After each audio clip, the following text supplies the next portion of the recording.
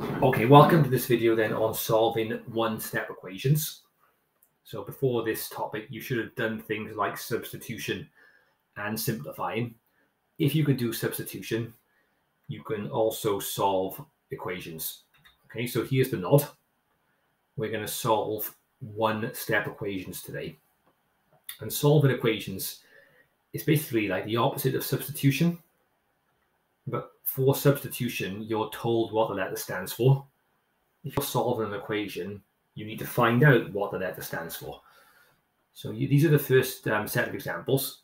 So pause the video, have a go at these, and then come back when you're ready. Can you guess what? Can you work out what the letters stand for? Okay, welcome back.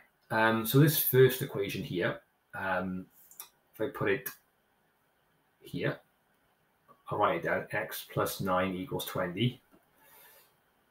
So something add 9 is 20. Well, I think that 11 add 9 is 20. And if you want to check, then try it. Is 11 add 9 20? Yes, it is. Okay. There is a shortcut you can take with a lot of these, but I won't show you the shortcut for now. Try and find the shortcuts for yourself. But the first one, x is definitely worth 11. Right, part B then, y take away 7 equals 10. So something take away 7 is 10. Well, I think it is 17. But let's check. Is 17 take away 7 10? Yes, it is. So that's definitely correct as well. And the first one was correct. Do a little separator here.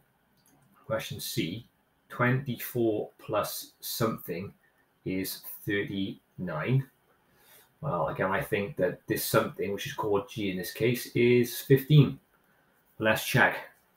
Is 24 add 15 39? Yes, it is. So we're good to go. Again, I've got a shortcut for these, but you try and spot your own shortcut. And this one then, 26 take away something is 19. Okay. I think it is 7. But let's check. 26 take away 7. Yep, that's 19. So you can always self-check your answers with these. All right, so pretty easy. Here's the first main task. Pause the video, have a go, come back when you're ready. And I'll show the answers now, as always, in 5, 4, 3, 2, 1. The answers are here. So mark what you've done. And once you've marked those, we'll go on to the second set of examples, which are here. Now, you should have seen this sort of idea in substitution. So pause the video, have a go, and come back when you're ready. Okay, welcome back. So this first question, then question A, 5x equals 35. And you should know from your previous work that 5x means 5 times x. Okay, if things are stuck together in algebra, it means multiply. And once you know that, it's easy. 5 times something is 35. Well, if you count in fives, I think you get 7. But again, you can check. Is 5 times 7 35? Yes. 5, 10, 15, 20, 25, 30, 35. Yeah, x is 7. Okay. Part B, 8 times y is 48. So I think I'm going to count in 8s here, I think. How many 8s do I need to make 48? Well, 8 times 6 is 48. And if you want to check, you use the time sign or use the bracket notation. 8 times 6 is 48. Yep, so y is definitely 6. And the last one in this section, 17 times g is 68. Well, again, if you count in 17s, 17, 34, 51, 68. Yep. So I think the g is 4 because 4 times 17 is 68. But if you want to check, then believe me, okay, 17 times 4 is 68. So you're good to go. Okay, main task 2 is here now. So pause the video, have a go, and come back when you're ready.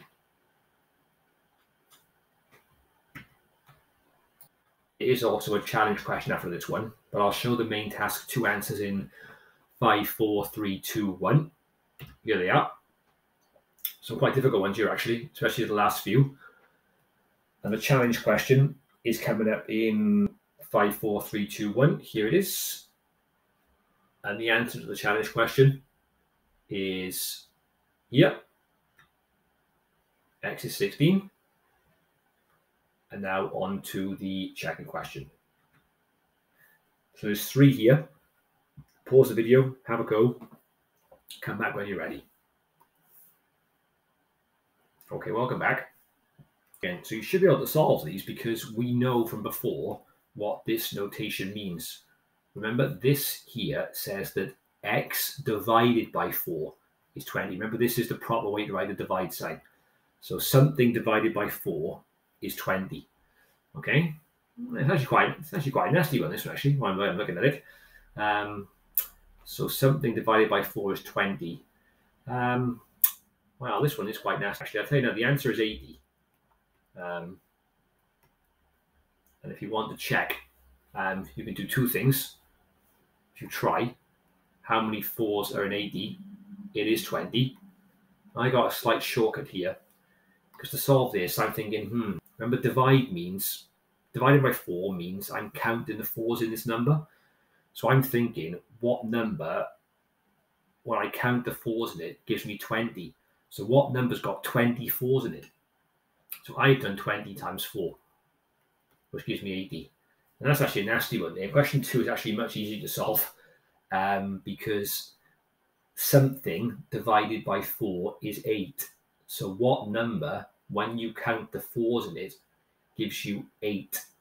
Okay, so what number's got 8 4s in it? Well, I think that y is 32. If you want to try it, how many 4s in 32? It is 8. Again, my shortcut, I've just done 8 times 4. Okay, for this one. And this last one, again, if you just read it to yourself, it's not too bad. It says 28 divided by something is called z here. So 28 divided by something is 4. Right, so 28, when I divide 28 by a number, I get 4 back. Well, I think that z is 7. But if you want to check, 28 divided by 7, I got 7, 14, 21, 28. Yep, z is 7, because 28 divided by 7 gives me my 4. Okay, and with that, we're all done. Nice one.